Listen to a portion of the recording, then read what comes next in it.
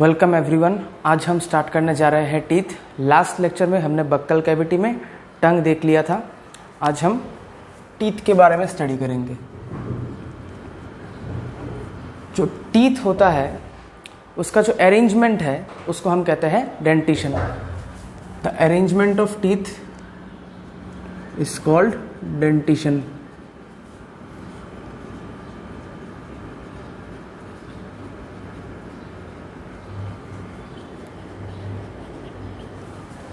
ये बेसिकली होता है अरेंजमेंट ऑफ टीथ। अभी इसी रिलेटेड हमको और एक टर्म मालूम होना चाहिए, that is गॉम्फोसिस।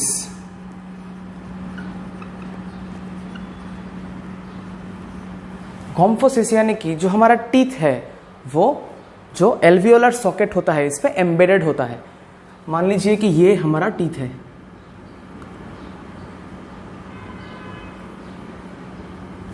It is embedded in this structure.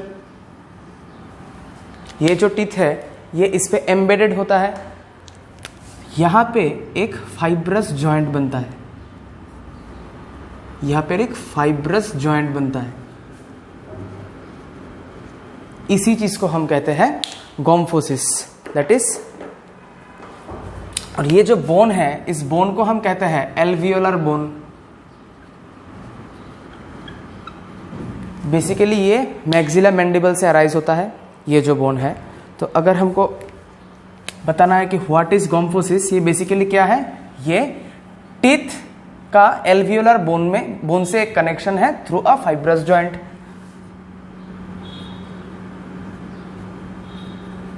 Attachment of teeth to the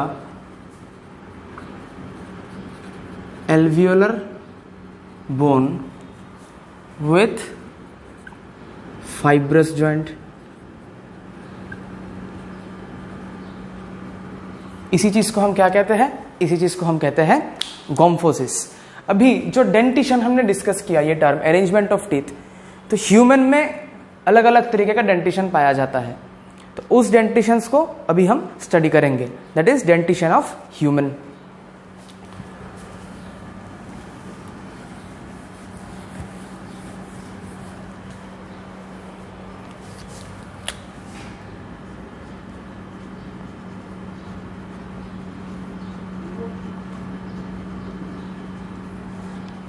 human में जो पहला डेंटिशन पाया जाता है that is known as thecodont.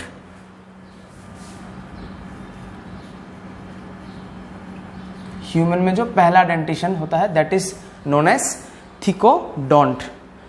Thecodont word का मतलब होता है कि जो टीथ है ये सॉकेट के अंदर एम्बेडेड है, जैसा कि हमने अभी देखा था विद द हेल्प ऑफ गॉम्फोसिस। थिकोडोंट का मतलब ये होता है कि teeth is embedded in the socket।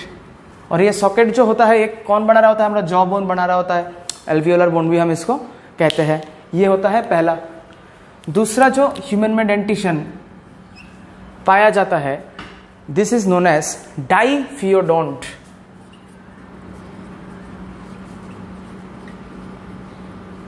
जो डाइफियोडोंट डेंटिशन होता है इसका मतलब कि जो ह्यूमन में टीथ है वो दो बार आता है। एक होता है हमें जो पहला बार आता है that is known as milk teeth, और दूसरा है कि जो परमानेंट टीथ।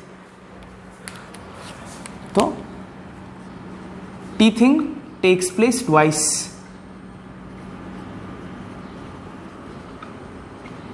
और किस किस तरह के टीथ आते हैं, पहला आता है हमको मिल्क टीथ, उसके बाद आता है हमको परमानेंट टीथ। क्लियर है ये पार्ट। थर्ड तरीके का जो डेंटिशन ह्यूमन में पाया जाता है that is known as heterodont.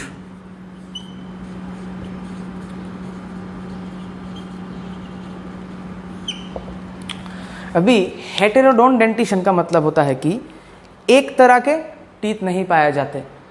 जैसे कि अगर हम ह्यूमन की बात कर रहे हैं तो ह्यूमन में 4 अलग तरह के टीथ पाया जाता है, हमको मालूम है, इंसिजर, कैनाइन, प्रीमोलर और मोलर। इसलिए हम ह्यूमंस को क्लासिफाई करते हैं एज हेटेरोडोंट। ठीक है, मतलब है कि different types of teeth are present. और किस किस तरह के टीथ पाया जाता है? अगर हम ह्यूमन की बात कर रहे हैं तो पाया जाता है पहले इंसिजर,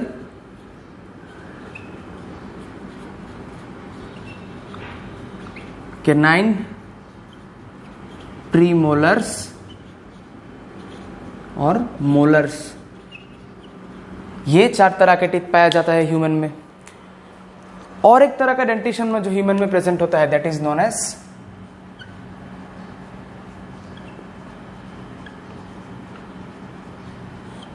ब्यूनोडोंट डेंटिशन। इसका मतलब ये होता है कि ये bunodont dentition basically it shows the shape of the pulp cavity.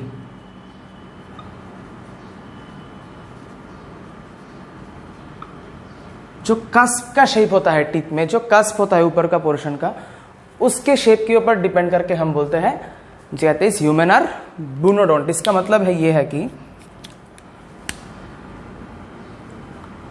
से दिस इज द बेस, ये जो ऊपर का पार्ट है टीथ का in case of human, this is not exactly pointed. यहां पे कुछ रीजेस प्रेजेंट होता है और ये रीजेस बेसिकली क्या है कि मान लीजिए कि लोअर जो का टीथ है, तो अगर अपर जो से टीथ आएगा तो this will perfectly fit into this ridge. मान लीजिए कि ये जो टीथ है अपर जो का टीथ है और ये लोअर जो का टीथ है, तो ये जो बीच में रीज है ये पॉइंटेड भी नहीं है, फ्लैट भी नहीं है, तो ये जो बीच में ये रीज दिख रहा है इसमें जो अपर जो के टीथ है वो परफेक्टली आके फिट हो जाएंगे। That will help in crushing या फिर ग्राइंडिंग ऑफ द फूड। इस तरह का डेंटिशन को बोलते हैं कि हम दिस इज ब्यूनोडोंट। ठीक है, तो this are the 4 different types of dentition that is present in human. आगे हम देखेंगे रिगार्डिंग द डेंटल फॉर्मूला।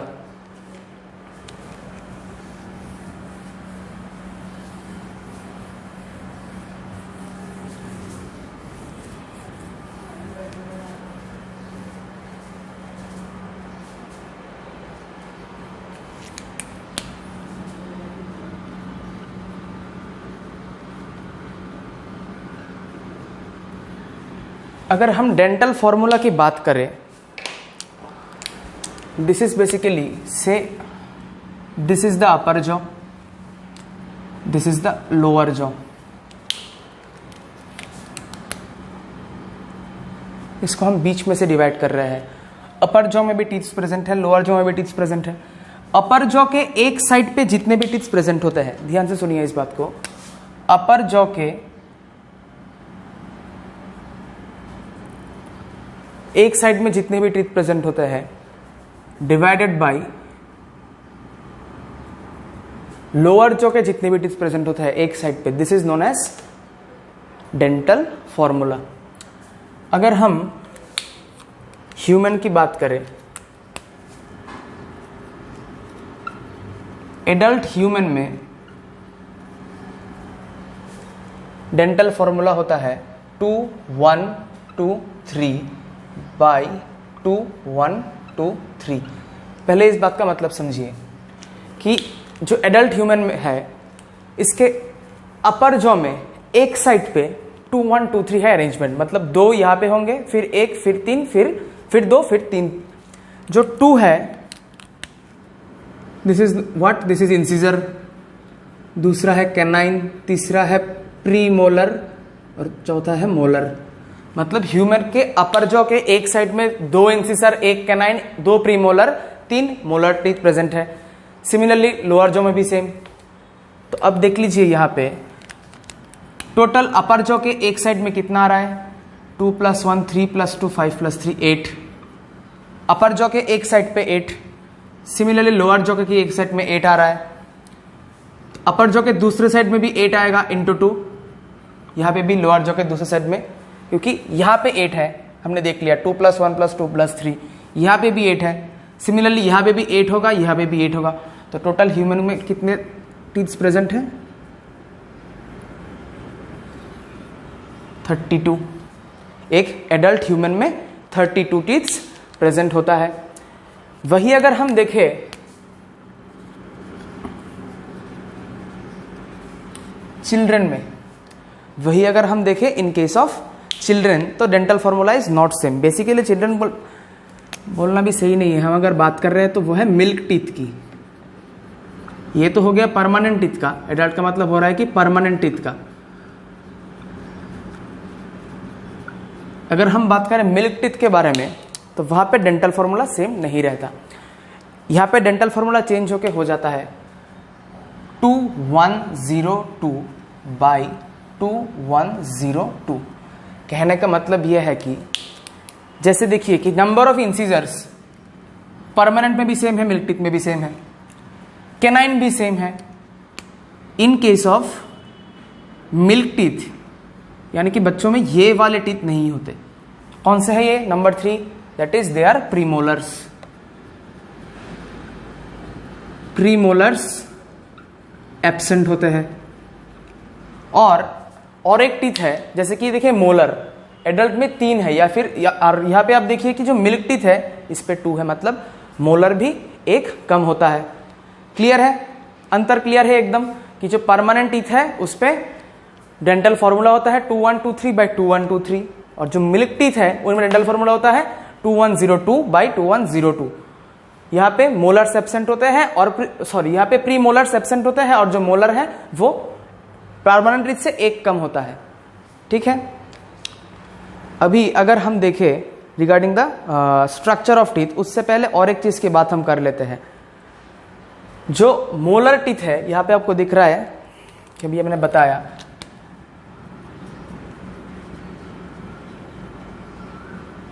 जो मोलर टीथ है ये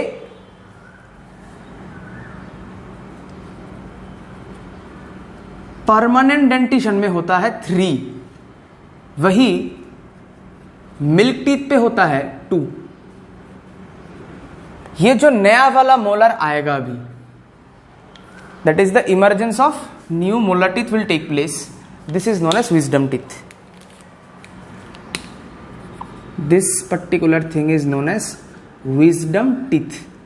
दैट इज द, कितना नंबर आ रहा है? पहले 2 थे, अभी तीसरा आ रहा है, that is the third molar teeth. ठीक है, अराउंड 16 to 20 ईयर्स के बीच में ये आना शुरू होता है। This is known as the wisdom teeth. Clear? This was all about the dental formula. अभी हम देखेंगे regarding the structure of teeth.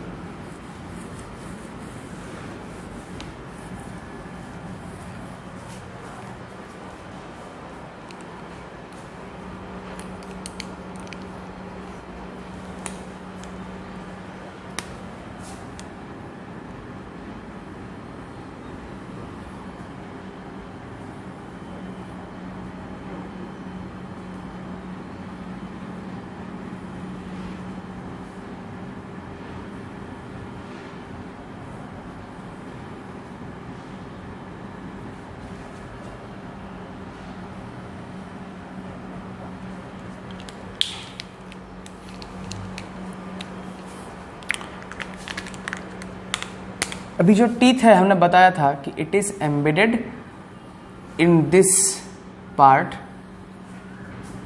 With the help of a fibrous joint, जिसको हम कह रहे थे कि गॉम्फोसिस। यहां पे थे फाइब्रस जॉइंट्स और ये अरेंजमेंट को हम कह रहे थे gomphosis. This was referred as gomphosis. It is a fibrous joint. और ये जो फाइब्रस जॉइंट था ये किसके बीच में था? Between teeth and the alveolar bone. अभी अगर हम बोले एल्वियोलर बोन कौन सा है, तो नीचे वाला ये वाला बोन बन गया हमारा एल्वियोलर बोन।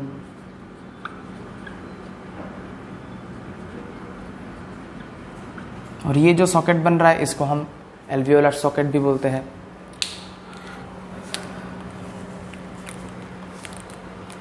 अभी टीथ का जो ये ऊपर का पार्ट है,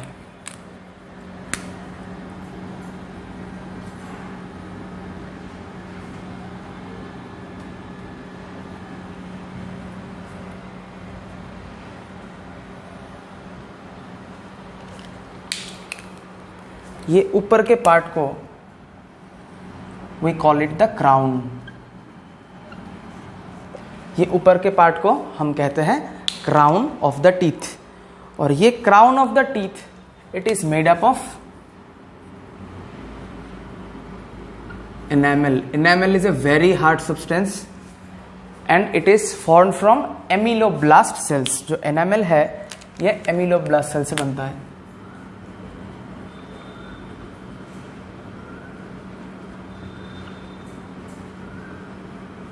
तो enamel is formed from the amyloblast cells. Next, अगर हम टीथ की और एक चीज इंपॉर्टेंटली नोट करें तो दैट इज, जैसे कि ये ऊपर का पार्ट को क्राउन है, एक छोटा सा पार्ट बीच में है नेक, यहाँ पर जो ये वाला पार्ट है इसको हम कहते हैं रूट। अभी रूट में टीथ का लेयर्स डिवाइड हो जाता है। लेयर्स डिवाइड हो जाता है कहने का मतलब ये है कि यहाँ पे अभी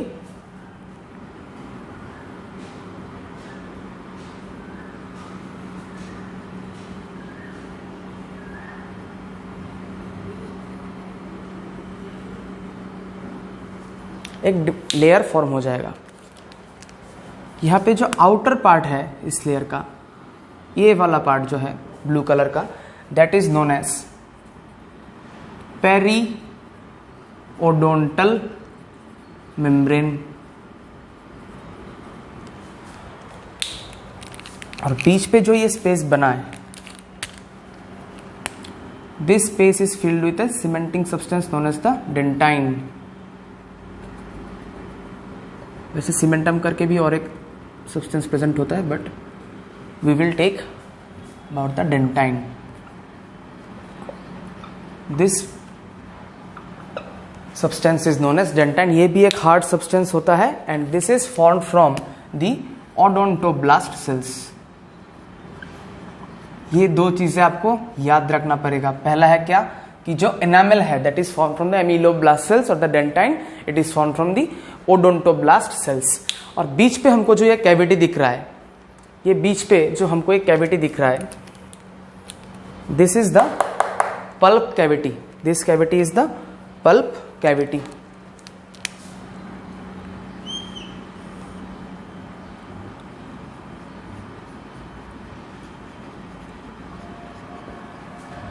पल्प कैविटी में एक्चुअली होता है there are blood supply and as well as there is nerve supply.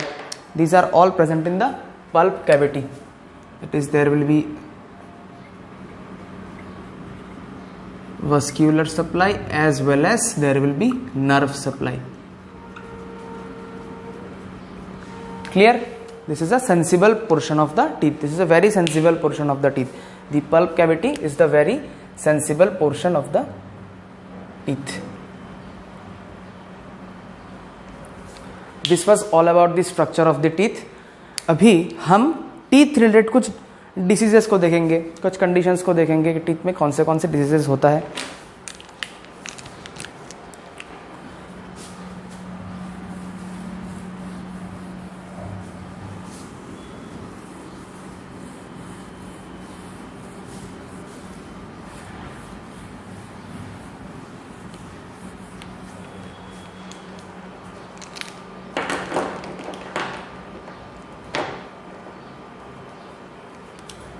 जो टीथ में एक कॉमन प्रॉब्लम होता है दैट इज डेंटल कैरीज या फिर we also call it the cavities.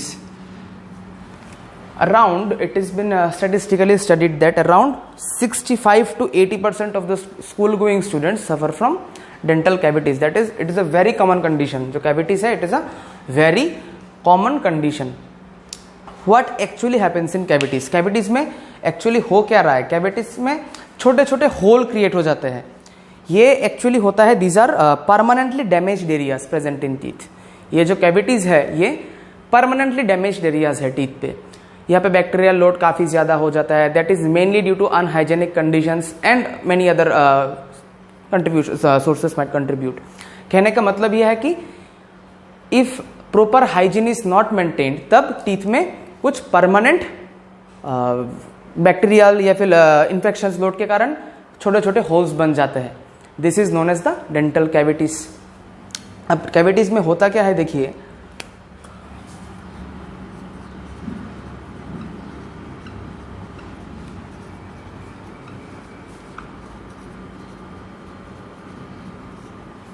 कुछ परमानेंट डैमेज एरियाज क्रिएट होते हैं। अभी डैमेज एरियाज कहने का मतलब यह है कि यहाँ के जो कुछ सेल्स प्रेजेंट होते हैं, दिस सेल्स विल डाई।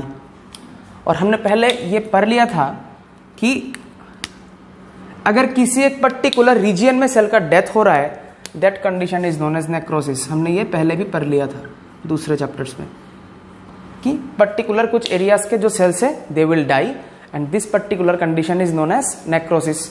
तो कुछ कुछ जगहों में परमानेंट डैमेज हो जाएगा, यानी कि यहाँ के जो सेल्स है वो मर जाएंगे, that condition will be called as necrosis. और यही अगर कंटिन्यू होता रहा then there will be small और tiny holes in the teeth, ठीक है, that will be called as cavities. अभी हमने लास्ट जो टीथ का स्ट्रक्चर देखा था, यहाँ पे आप अगर वीडियो को रिवाइंड करके देखेंगे, हमने बीच में एक छोटा सा ओपनिंग रखा था, तो that opening is not the cavities, I am telling you.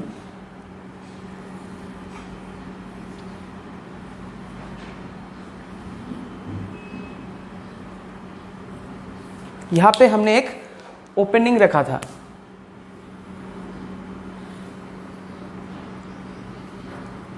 इस जगह पे। This opening is not cavities, ये नॉर्मल ओपनिंग है। This opening is called apical foramen. ये जो एपिकल फोरामेन होता है, दिस इज नॉट कैविटीज, ये नॉर्मली टीथ में प्रेजेंट होता है। जो एपिकल फोरामेन है, this is normally present in the teeth. इसके अलावा अगर ऊपर में, बेसिकली क्राउन में this is present within the crown portion of the teeth, the cavities are seen and sometimes it might be seen on the neck, but ultimately ये जो है यहाँ पे पल्प कैविटी होता है, जहाँ पे ब्लड सप्लाई होता है, नर्व सप्लाई होता है, and the condition gradually turns to be very painful। ये धीरे धीरे ये कंडीशन काफी पेनफुल हो जाता है।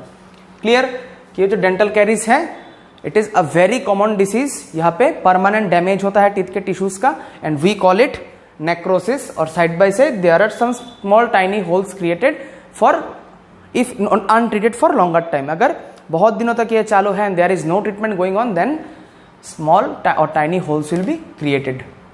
Clear? अभी हम जो दूसरा कंडीशन देखेंगे, that is gingivitis।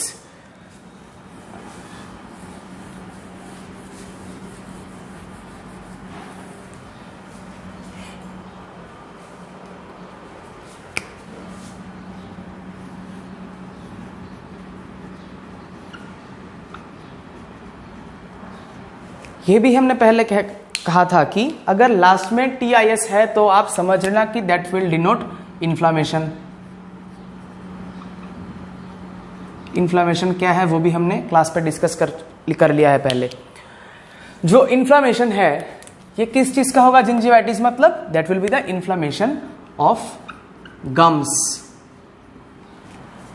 Initial stage पे इसको हम जिंजिवाइटिस कहते हैं। This gradually leads to a painful condition. अगर जिंजिवाइटिस जब हो गया तब कोई भी एक पेशेंट ट्रीटमेंट नहीं करवाता, if they are very casual that they think it will go by some time, तो इफ इट गोज अनट्रीटेड, ये अगर अनट्रीटेड चला जाता है, then we call this condition periodontitis. मतलब अभी पेरियोडोंटल मेम्ब्रेन में भी पेनेट्रेशन होगा, और जो पेरियोडोंटल मेम्ब्रेन है that is very close to the pulp cavity, this will cause severe pain. This condition will cause severe pain. ऐसा नहीं कि जिंजिवाइटिस में पेन नहीं होता, but this will cause severe pain. और पेरियोडोंटाइटिस पहले ही डेवलप नहीं करता। ये जो पेरियोडोंटाइटिस है that will develop initially from the gingivitis. अगर कोई एक पेशेंट है जो जिंजिवाइटिस हुआ है और ट्रीटमेंट नहीं ले रहा है, तभी उसको जाके पेरियोडोंटाइटिस हो जाएगा। क्लियर है? This was all about teeth. अभी हम we will study about the pharynx.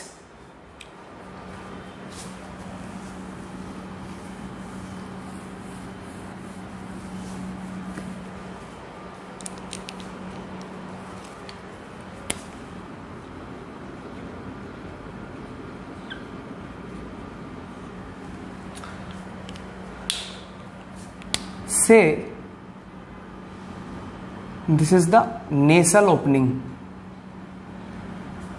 ये नेजल ओपनिंग है, और ये this one is the oral opening, मतलब यहां पे बक्कल कैविटी प्रेजेंट है. अब both this openings will come across here, and ये जो पॉइंट है this is the common point for both the food pipe. I mean food pipe has not started. This is a common opening for the nasal as well as the oral cavity. ये जो particular portion है यहाँ से ये common passage है for the food as well as air. तो how to separate them? This common passage is known as pharynx. पहले देखिए ये कौन सा है? This is the nasal chamber. ये कौन सा है यहाँ पे? This is the buccal cavity. तो फेरिंग्स एक्चुअली क्या है? This is the common passage. ये जो पार्ट है this is the common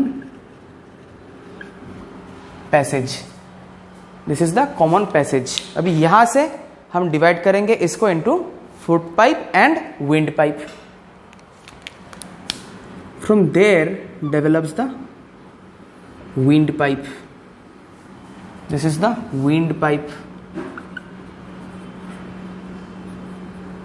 wind pipe को हम ट्रैकिया भी बोलते हैं. And from this portion there is the food pipe, जिसको हम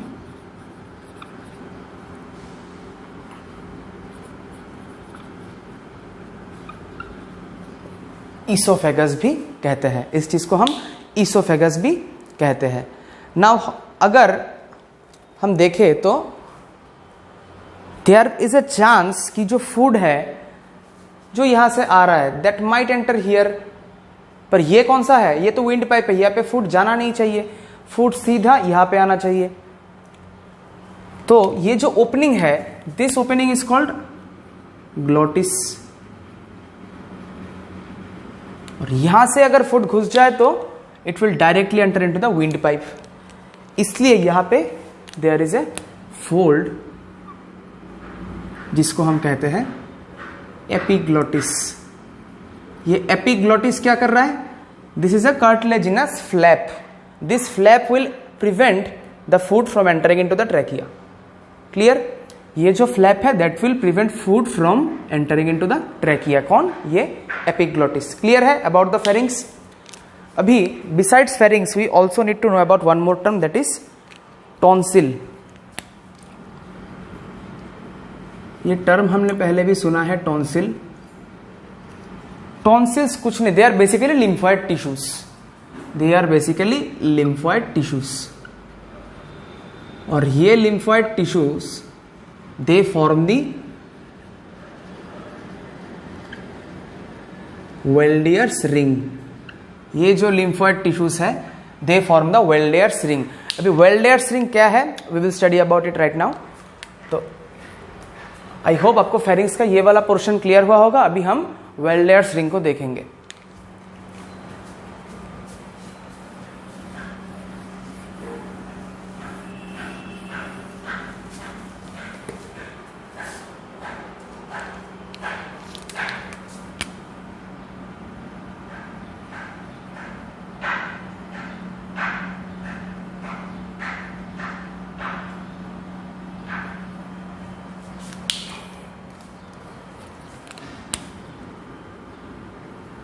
ये जो ओपनिंग है ये है नेजल ओपनिंग, नेजल चैम्बर का.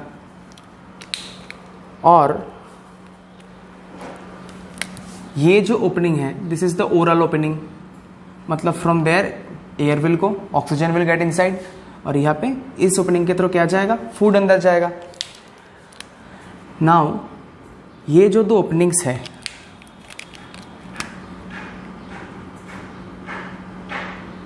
दे form a common tract here and that part is known as the pharynx. ये हमने अभी देख लिया था कि ये जो नेजल ओपनिंग है ये जो ओरल ओपनिंग है दोनों यहाँ पे जाके कॉमन पैसेज बनाता है. That one we call it a pharynx.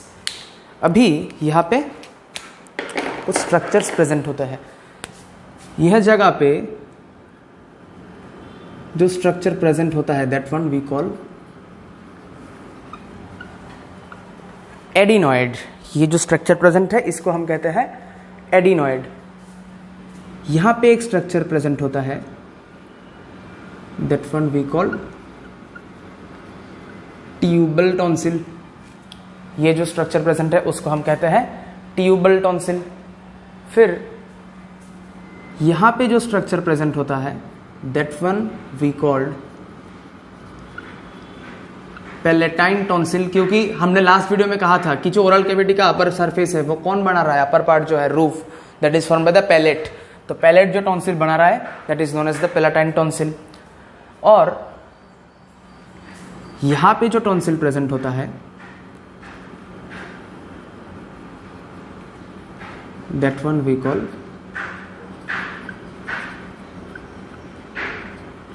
Lingual tonsil. यहाँ पे जो टॉन्सिल फॉर्म हो रहा है this one we call lingual tonsil. तो इसको हम रिप्रेजेंट करते हैं कुछ इस तरह से। आप देखिए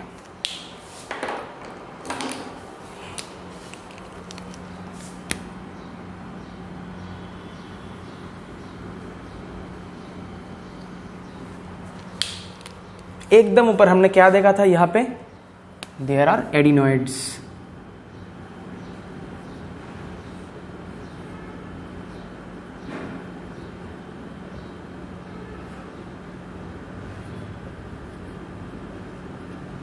यहाँ पे प्रेजेंट होते हैं एडिनॉइड्स। फिर उसके बाद हमने देखा था देयर आर ट्यूबल टॉन्सिल्स।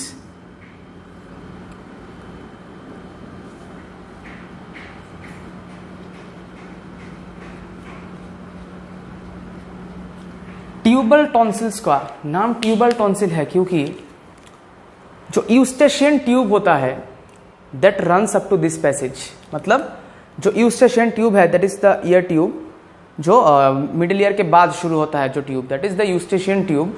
इसका जो यहाँ पे एक ओपनिंग है, मतलब मान लीजिए कि there is the Eustachian tube. ये क्या है, this is the Eustachian tube.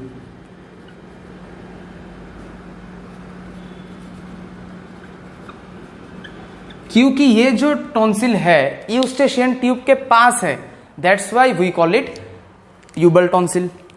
फिर जो तीसरा टॉन्सिल प्रेजेंट है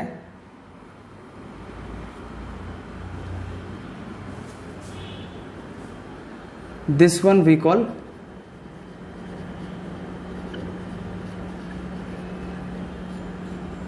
पैलेटाइन टॉन्सिल। और जो एक है that is the lingual tonsil.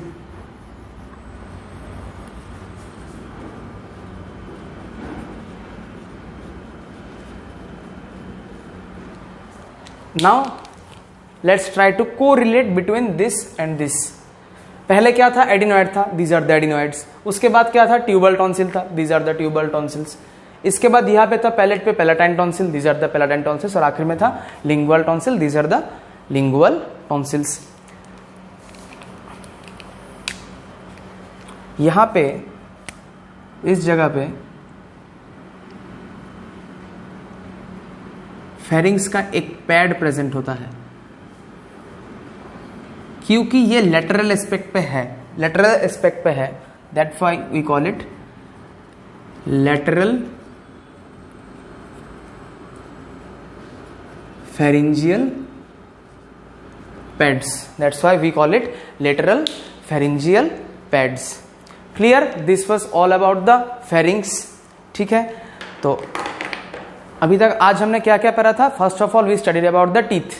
Teeth में हमने पहले पढ़ा कि डेंटिशन क्या होता है, कि जो टीथ का अरेंजमेंट होता है हम उसको बोलते थे डेंटिशन। उसके बाद हमने पढ़ा गॉम्फोसिस क्या होता है, that is a fibrous joint between the teeth and the alveolar bone. उसके बाद हमने ह्यूमन पे तरह तरह के डेंटिशंस देखे थे।